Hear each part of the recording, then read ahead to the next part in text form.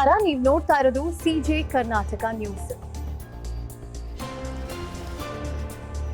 ಇವತ್ತು ಬೆಳಗಾವಿ ಯೂನಿವರ್ಸಿಟಿ ಏನು ರಾಣಿ ಚೆನ್ನಮ್ಮ ವಿಶ್ವವಿದ್ಯಾಲಯ ಇದೆ.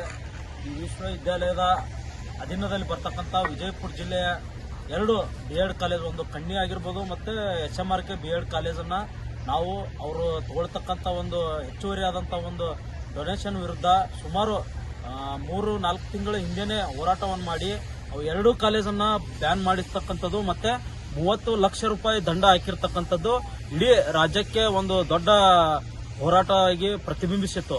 ಆದರೆ ಆ ಕಾಲೇಜಿನಲ್ಲಿ ಇರತಕ್ಕಂಥ ಕೆಲವೊಂದು ವಿಚಾರಗಳನ್ನು ಉದ್ದೇಶಿಸಿ ಇವತ್ತು ಬೆಳಗಾವಿ ಯೂನಿವರ್ಸಿಟಿಯ VC ಆಗಿರ್ಬೋದು ಮತ್ತು ರಿಜಿಸ್ಟ್ರಾರ್ ಆಗಿರ್ಬೋದು ಅವರನ್ನು ಸಂಪರ್ಕಿಸಿ ಇನ್ನೇನು ಆ ಕಾಲೇಜನ್ನು ಬಂದ್ ಮಾಡಲು ಏನೇನು ಕ್ರಮ ಕೈಗೊಳ್ಳಬೇಕಲ್ಲ ಅವೆಲ್ಲವನ್ನು ಚರ್ಚೆ ಮಾಡಿ ಇನ್ನೂ ಒಂದಿಷ್ಟು ಕಮಿಟಿ ಆಗಿರ್ಬೋದು, ಆ ಕಮಿಟಿ ಮಾಡಿರ್ತಕ್ಕಂಥ ಕೆಲಸಗಳಾಗಿರ್ಬೋದು, ನಾವು ಮಾಡಿರ್ತಕ್ಕಂಥ ಡಾಕ್ಯುಮೆಂಟ್ಸ್ ಕೊಟ್ಟಿರ್ತಕ್ಕಂಥ ಎವಿಡೆನ್ಸ್ ಆಗಿರ್ಬೋದು ಎಲ್ಲವನ್ನು ಚರ್ಚೆ ಮಾಡಿ ಇನ್ನೂ ನಮಗೆ ಇವತ್ತು ನಿರ್ದೇಶಕರು, ಯೂನಿವರ್ಸಿಟಿಯ ಒಬ್ಬ ನಿರ್ದೇಶಕರು ಇವತ್ತು ನಮಗೆ ಆಶ್ವಾಸನೆ ನೀಡಿದ್ದಾರೆ.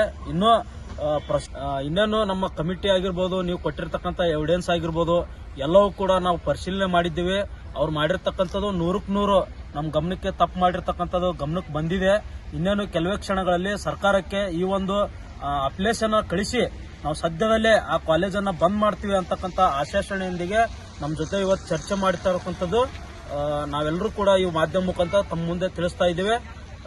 ಯಾವುದೇ ಕಾಲೇಜ್ ಆಗಿರ್ಬೋದು, ಯಾವುದೇ ಇಂಥ BEd ಪ್ರೊಫೆಷನಲ್ ಕೋರ್ಸ್ಗಳೆಲ್ಲ ಯಾವುದೇ ವಿದ್ಯಾರ್ಥಿಗೆ ಅತಿ ಹೆಚ್ಚಿನ ಒಂದು ಹಣ ವಸೂಲಿ ಮಾಡ್ತಕ್ಕಂಥದ್ದು ಏನೇ ಒಂದು ಸಮಸ್ಯೆಗಳು ಇದ್ರೂ ಕೂಡ ನೀವು ವಿದ್ಯಾರ್ಥಿ ಪರಿಷತ್ ಜೊತೆಗೆ ಸಂಪರ್ಕ ಮಾಡಿ ನಾವು ನಿಮ್ಮ ಜೊತೆಗೆ ಹೋರಾಟ ಮಾಡ್ಬೋದು.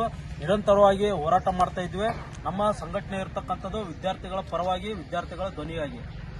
ಜೈ ಭೀಮ್, ಜೈ ಭೀಮ್, ಜೈ ಜೈ ಜೈ ಜೈ ಭೀಮ್, ಜೈ ಭೀಮ್, ಜೈ ಭೀಮ್, ಜೈ ಜೈ ಜೈ ಜೈ ಜೈ ಭೀಮ್, ಜೈ ಭೀಮ್, ಜೈ ಭೀಮ್.